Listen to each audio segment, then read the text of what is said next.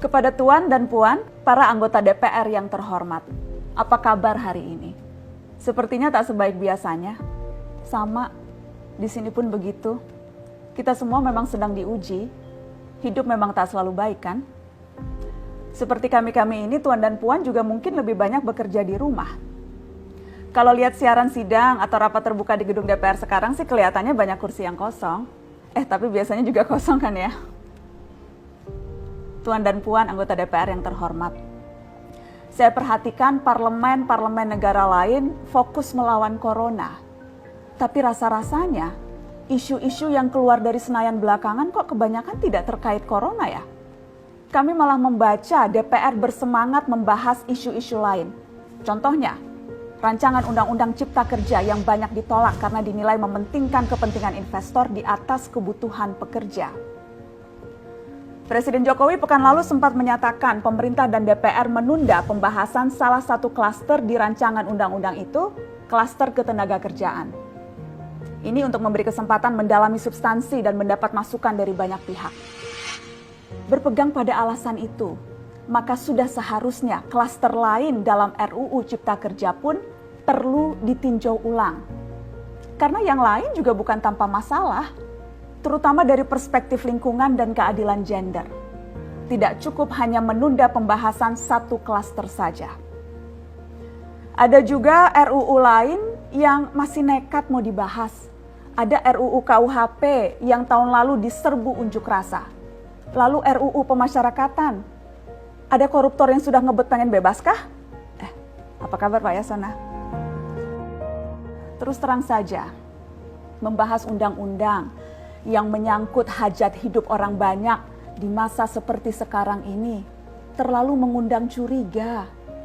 Gara-gara pandemi yang pada jatuh cinta saja berani menunda nikah loh. Ini kok DPR buru-buru banget kayak lagi kejar setoran? Tidak ada undang-undang yang tidak penting, semua penting. Justru karena undang-undang itu penting, aneh jika pembahasannya diseriusi di waktu seperti sekarang. Saat dimana perhatian dan konsentrasi kita sedang terkuras bertahan hidup di tengah wabah. Produk hukumnya pun berpotensi cacat bila tidak memenuhi ketentuan dan rasanya belum ada aturan pembahasan RUU secara virtual. Jika ngotot menuntaskan Omnibus Law atau RUU KUHP atau RUU pemasyarakatan, jangan salahkan jika ada yang menilai DPR tidak menjadikan perang melawan corona sebagai prioritas. Saya percaya setiap tindakan dan keputusan di masa krisis mencerminkan skala prioritas. Atau memang inikah prioritas wakil-wakil rakyat kami saat ini? Bikin ribut juga jelas tak seharusnya jadi prioritas.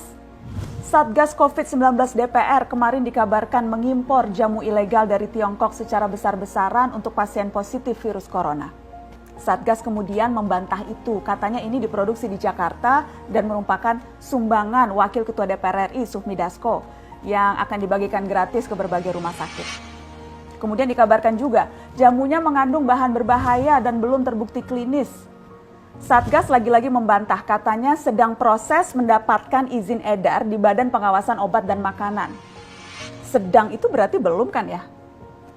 Tuan dan Puan yang terhormat, niat baik pun perlu proses yang baik. Proses yang semrawut hanya akan disusul polemik. Sementara sekarang kita sedang banyak-banyaknya menaruh harapan kepada negara.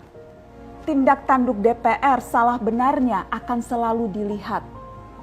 Makanya sempat ramai juga warganet mengkritik Satgas COVID-19 DPR RI yang berfoto mengenakan APD saat hendak berkunjung ke rumah sakit darurat Wisma Atlet menyerahkan sumbangan DPR. Ini dinilai melukai hati masyarakat.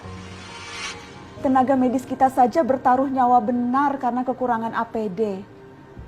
Tidak ada yang meragukan jumlah sumbangan DPR. Kami yakin pasti banyak, namanya juga DPR, beli ribuan rapid test saja mampu, ngeborong jamu apalagi.